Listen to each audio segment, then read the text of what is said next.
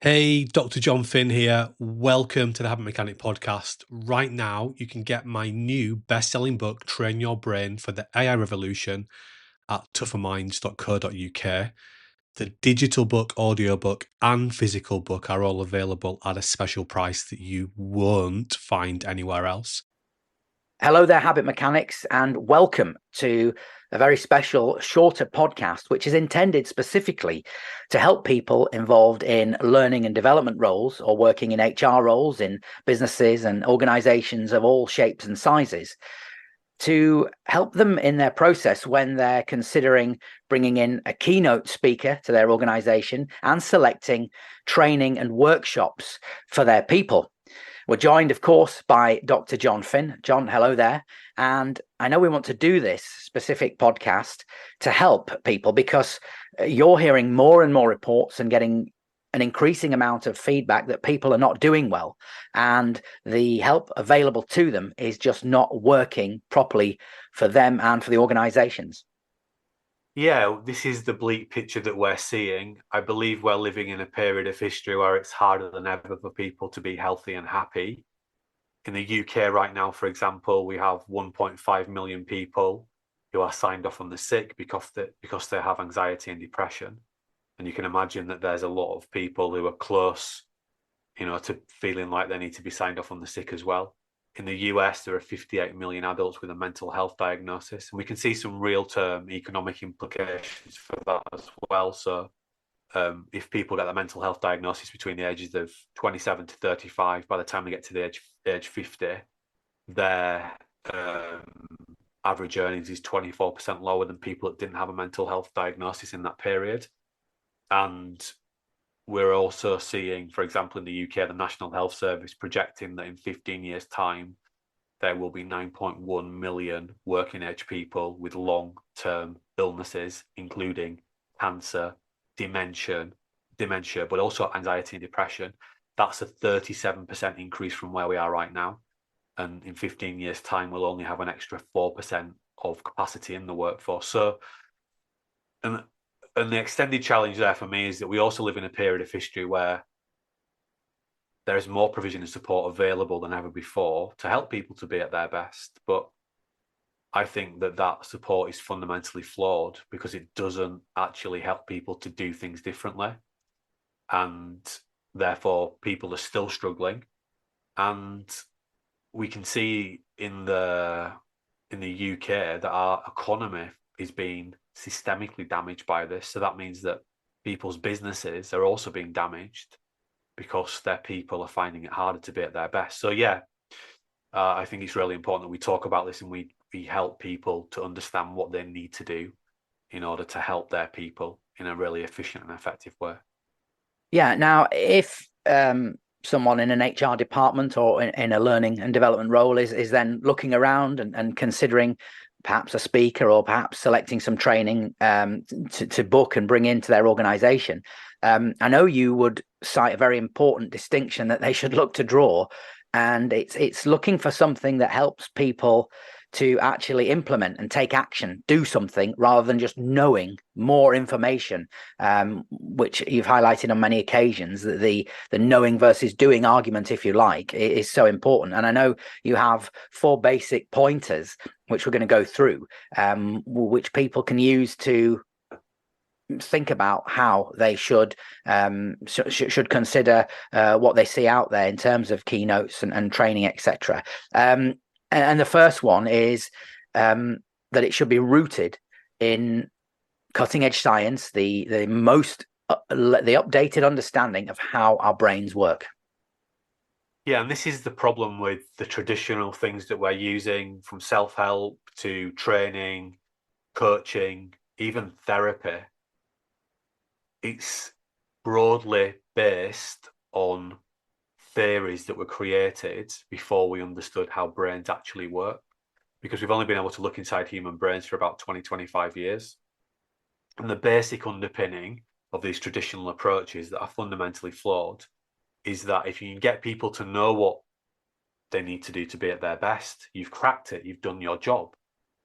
But what new insights from neuroscience and behavioral science show is that people don't do what they know they should do. they do what they're in the habit of doing.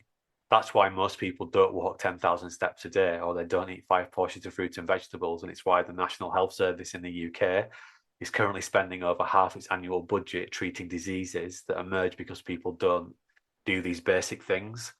And those diseases are not just physical things anymore, they're psychological things. Anxiety and depression is now in that top 10 list of long-term illnesses alongside dementia and cancer. And the foundation of having an engaged, happy, healthy, high-performing workforce is that their brain is working really well. So we have to use those new insights from neuroscience and behavioral science as the foundation. So the first question I'd be asking to anyone I was bringing into my organization to help my people do better would be, how does the brain work? And how is your training going to help help our people to get their brains working better so that they can be healthier and they can be happier, and not just individually, collectively as well. So yeah, it's so key. Yeah, thank you, John. The second thing I know you would advise people to look for is any material, any training content that helps people to analyze themselves, to self-watch, as you call it. Please talk to us more about that. Yeah, so it's so key if we want to help people to do better that we can show them how to quickly analyze themselves, but in a really self-determining way. So you will hear numerous high-profile neuroscientists now saying that psychometrics are outdated and they're ineffective, and they're about as predictive as horoscopes, and they do more damage than good because they create a really deterministic outlook for people. They make people think that they're fixed and they're limited, and they point out all their weaknesses. So what we actually need to do is give people ways to do what we call intelligent self-watching in a way that's really empowering and makes them really self-determined to go on a learning journey that helps themselves to grow and learn and be healthier and happier, not just at work, but also at home. And what we see is when organizations do that for their people really appreciate it, because they're getting these, what we call intelligent self-watching tools that allow them to understand themselves more, but not just as an employee, also as a partner, as a parent. And we've obviously created lots of those types of tools. We've created what we call habit metric tools, and anyone that's seen the Habit Mechanic book or used the app or seen our training before will be familiar with those. So we want to give people good, high quality training allows people to quickly understand themselves in a really self-determining and empowering way. And that's something that's always embedded into our keynotes, our training and our workshops. Yeah, thank you. Now, the third point of the four that we said we're going to talk through, you mentioned the word tools, and it's important that any tools provided by training, keynotes, etc., are practical and can be implemented by the people on the receiving end. Yeah. Of course, Habit Mechanic system full of practical tools.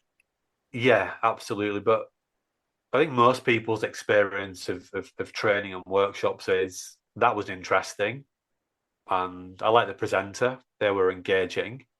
There's some interesting ideas there, but what do I actually do now? What can I do to put these insights that I've learned into practice? And that's the biggest complaint that I hear about training, is that, yeah, it was good, I was compelled, I needed to do something differently, but then I left the room, I put the notes in my desk drawer, and then I've never looked at it again. So what we need actually is to give people tools, in a way to think about what we've created with the Habit Mechanic approach. It's a bit like a gym where we've got workouts for the brain, and instead of having machines to do that, we've created tools. We've created over 35 tools.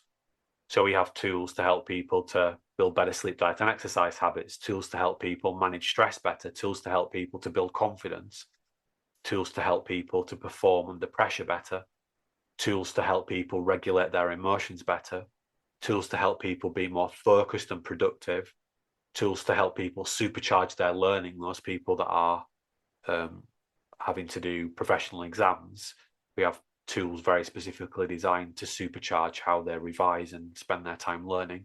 And of course, we've got tools to help people to build up their team power, and tools to help people to become better leaders.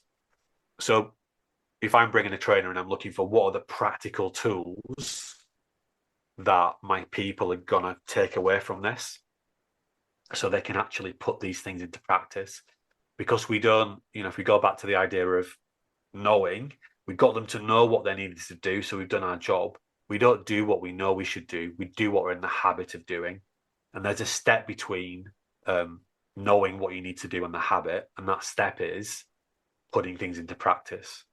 And tools are the first step to doing that. They give you a framework and a structure to practice thinking differently, even if it's just something like the daily T plan or the 3-to-1 reflection, which are just 2 of over 35 that we've created.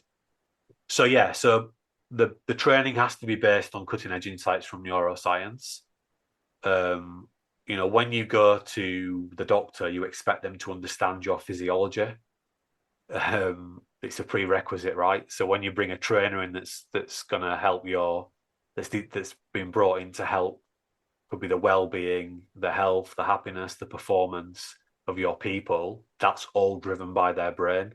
So those trainers need to understand how brains work first and foremost, and also they need to understand the factors that drive human behavior, in other words, the behavioral science. We need to give people quick ways to analyze their behavior, and then we need to give them simple and practical science-based tools that they can quickly put into practice. Yeah, and the fourth and final, if you like, pointer we flagged up at the start, and we want people to look for, of course, is perhaps more strategic and ties the other three together. They should look for something that teaches people or gives people a pathway to start building new helpful habits for the long term. Yeah, so this is the other thing. So you may get a good trainer that comes in and they do provide a few tools, and that's great. But actually, the likelihood is that people are still going to leave the room. They might use the tool for a day or two, but then they just slip back into their old habits, because we do what we're in the habit of doing. And again, knowing what you need to do and just having a few skills to do something differently, it doesn't change your behavior necessarily. So if you know that you need to walk 10,000 steps a day, you already have the skills to do that. It doesn't mean you change your behavior. So what we need to do, and this is where the behavioral science comes in, we need to help people to create a plan. We call it a habit building plan. And we help people to create habit building plans in about 5 minutes, so that they have a roadmap, a blueprint of exactly what they need to do in order to put this small, new, helpful habit into practice, so that they can establish a new way of thinking and doing. We've created our 9-action factor model, which we help people to implement in a really simple and practical way using our habit building plans. That is unique. I don't see anyone else doing that, but I see it as an absolutely essential if you want to get maximal impact from the training that you provide. So it's not just another one of those. That was an interesting session. It was good to see other people have got the same issues as me. That's great. Leave the training, got some good intentions, put my notes in the drawer, never pick them up again, and I just carry on doing what I always did. We've got to break that cycle. We've got to break the cycle. And to do that, we have to follow those 4 simple steps. Okay, John, thanks very much for that. As we bring the podcast to a close then, we hope it's been helpful for people involved in HR and learning and development roles. Just talk to us briefly, of course, about the Habit Mechanic keynotes and training and workshops that you offer. Of course, they include all those 4 things that we've talked about, because of the learning and understanding and insights you've developed over many decades of training and research. I know you cover things like stress. You might just want to cover some other subject areas that you deliver on as well, but just tell us how people can get in touch with you to bring you into their organization. Yeah, so we help people to work on a wide range of things, starting with helping people to get their brains working well. So better habits around sleep, diet, and exercise, which sound easy to do, but they're not, because people not doing those things is costing the UK economy probably hundreds of billions of pounds per year right now. So they're clearly not very easy to do.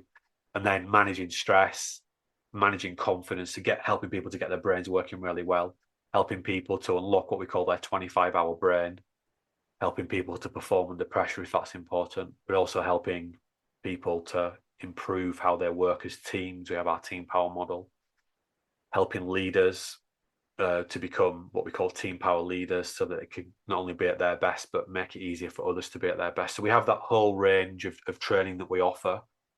What we do is we just offer a free consultation where we will help you to design a training program for your people, absolutely free, where we will cover those 4 areas. So the best thing to do is if you've got a need for your people, you can see that they would benefit from something that we can help with, let's just have a phone conversation and we will help you to create some training, whether we work with you or not. We'll kind of show you how to